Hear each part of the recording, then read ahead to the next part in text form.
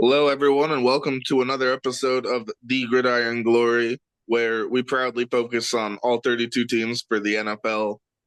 And today we'll be bringing a week two recap featuring the Las Vegas Raiders and their big 26 to 23 win at the Baltimore Ravens. Focusing on the Raiders, a very big performance from two very key receivers, the veteran and the rookie. Looking at Davante Adams, one of the best receivers in the game for the past decade plus, 9 catches, 110 yards, and a touchdown, including several key receptions on the go ahead drive and on the key scoring drives late in the fourth quarter. He's a guy that you can always throw to. A veteran quarterback like Gardner Minshew is going to do a lot better at finding your star players than we've seen in the past with the Raiders. And I'm sure Davante Adams is very pleased to be in this position as opposed to last year when he wasn't targeted as much as he would have hoped. 12 targets, he catches 9 of them. So a very big game for Davante Adams. And then looking at the rookie tight end, Brock Bowers, who's already turning into one of the better tight ends in the league. 9 catches, 98 yards, including a long of 27. This is a player that can make big plays, that can be a target for his quarterback. And even early on in his career, he's carving out a role as a reliable number two target behind Davante Adams. And even in positions, he can be their top target, depending on the position. And I mean, when you get 9 targets and you end up with 9 receptions, that's a big game for any player, especially a rookie like Bowers. And that just sets up Minshew to be successful as he was today. 30 for 38 passing, 276 yards, a touchdown, and interception.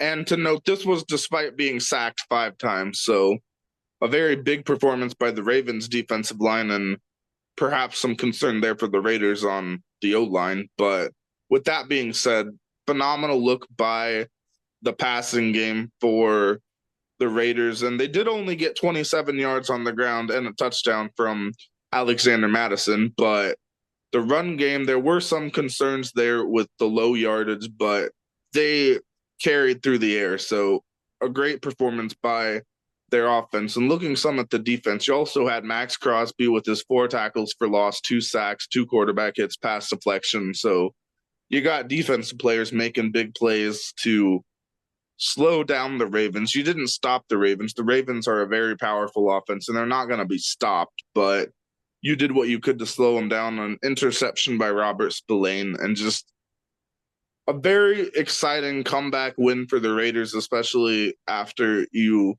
have a disappointing division loss week one. A very good bounce back for the Raiders. Yeah, very great bounce back win for the Raiders. And I mean, if you watched the receiver documentary in the offseason on Netflix, you might have saw like the animation and the animosity behind what was Davante Adams' character when his morale throughout this time has been a very frustrated one, right? And it's not that Davante Adams doesn't want to come out here and be a top player and a top contributor for this Raiders franchise. It's just that, he wants to win while he does it, right? So you go out there, you go on the road in Baltimore against an AFC powerhouse. You get a big win like this with Gardner Minshew at the helm. And, he goes 30 of 38, 276 yards, as you mentioned, a touchdown and a pick. Though you might, crazy enough, getting sacked 5 times, you still find a way to win this football game is absolutely insane. So I look at this football game and I'm thinking, especially at the end there,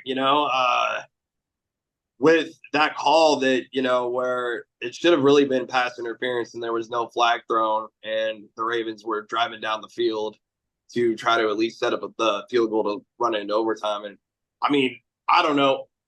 To me, it's just, I felt like it should have been a pass interference call there. Some people might hate me for that, but there was just a lot of physical contact, I guess, on that play, unless I'm mistaken on which play that was. Unless, Tad, perhaps you could refresh my memory on that. On that play that should have been, I felt like a flag thrown. I'm trying to think of the specific play you're referring to, and I'm kind of drawing a blank with the specific play, but I do know that in that last drive, um the Ravens, they were desperate and they were just doing what they could to get downfield. And then you have that last desperation play with Lamar Jackson taking off. And then Well, yeah, I did there want were to say some that too. He question did just marks like take there. off down the field like 30, 40 yards. That was awesome. Yeah, it was He just awesome. But then the thing is, the question was, should he have just kept going instead of pitching it back? I mean, you get, and I'm glad you brought that up because we were obviously, Tad and I watch NFL Red Zone. Be sure to catch NFL Red Zone every Sunday with Scott Hansen. Great stuff there. I mean, I personally go out NFL Red Zone, NFL Game Day Live, streaming games on the laptop and whatnot. Tad and I go all out. So we're keeping up with on Sundays. We're really keeping up hard as we can with everything. So yeah, so like as we're watching all these games simultaneously live, right? I mean, I've seen this game unfold with the Raiders and the Ravens, and it had a lot of us on the edge of our seats. And yeah, Lamar Jackson takes off on that final play, and I mean, yeah, you saw a lot of green grass where I mean, it's a simple like where if I was playing with him in Madden, I would have just taken that like slant, like I would have just like slanted that yeah, run, and I would have just aimed straight for the pylon of the end zone.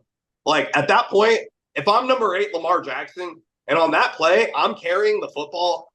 That's what I'm doing because I mean, you might see one or two defenders, but if I remember in that moment, hey, my name is Lamar Jackson and I wear number 8 and I play for the Baltimore Ravens and I'm their starting quarterback, then yeah, if I were me in that, if that was me in that moment, I would have given it my all for the pylon of the end mhm. zone, and I probably could have shaken off those couple of defenders. Really, I mean, it certainly wouldn't have been easy. I mean, the it Raiders wouldn't have been defenders, easy. they It would wouldn't have have been done easy, but that's what you pay Lamar Jackson millions of dollars to go out and do well, yeah, in for those sure. moments. You know what I mean? For Like sure, you don't but pay like they Lamar Jackson also, millions of dollars to not do stuff but I like mean that. they also pay the Raiders defenders millions of dollars to stop him as well. So I mean, there's some give and take there. But I they mean, don't pay. But Lamar Jackson gets paid way more millions of dollars than their millions of dollars probably combined. You know what I'm saying? So like, in all it's a give and realness, take, and I Lamar mean, Jackson should have really just did something a lot better there.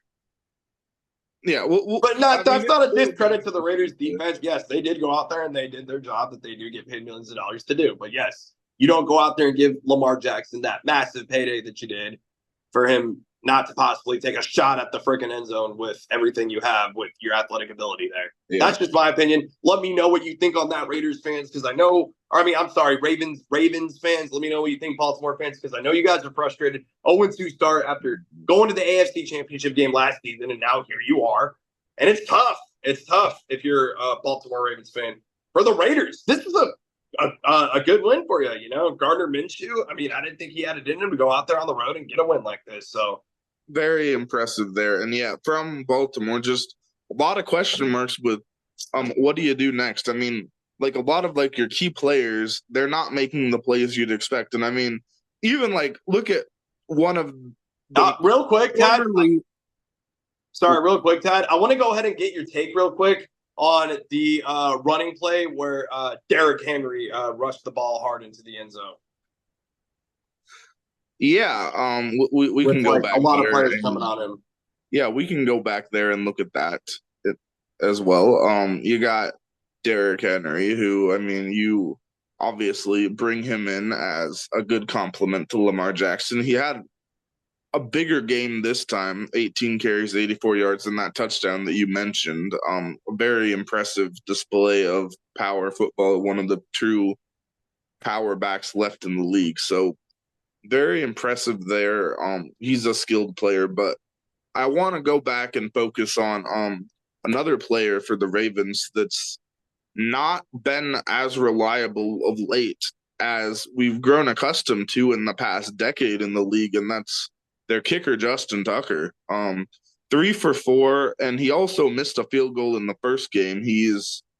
I saw a stat looking at beyond 50 yards. He's missed two this year, and he had a poor percentage beyond 50 yards last year as well. So some questions around Justin Tucker, who's a No, guy there's you've no never question. There's no questioned. questions for me.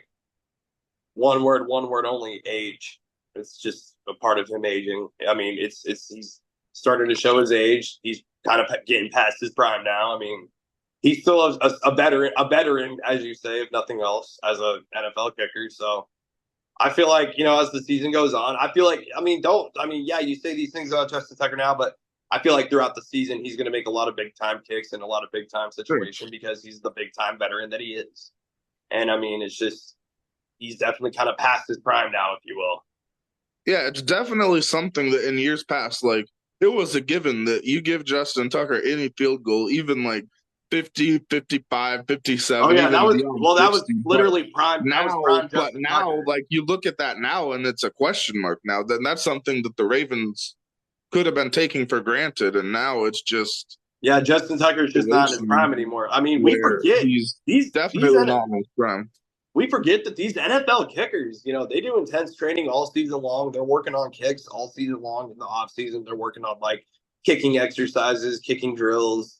I mean, there's a whole art that goes into kicking and punting footballs, and they work on it all year long, just like all the other football players at their positions. So it takes the wear and tear on your body after a while, and For that's sure. just kind of starting to show with Justin Tucker at his veteran age. And he's still a very solid NFL kicker. He's just not Certainly. he's not in his prime anymore. He's It, just it, past his prime, but he's it's still a contributor. definitely looking to me like he doesn't have the range that he used to. I mean, you give him a shorter kick and it's probably gonna be good, but Like I the would longer still one's take a question. and that's not to say that Justin Tucker maybe once in a while couldn't make a big kick, but it's just not like, oh yeah, you know for sure he's gonna do it, anymore. Like Yeah.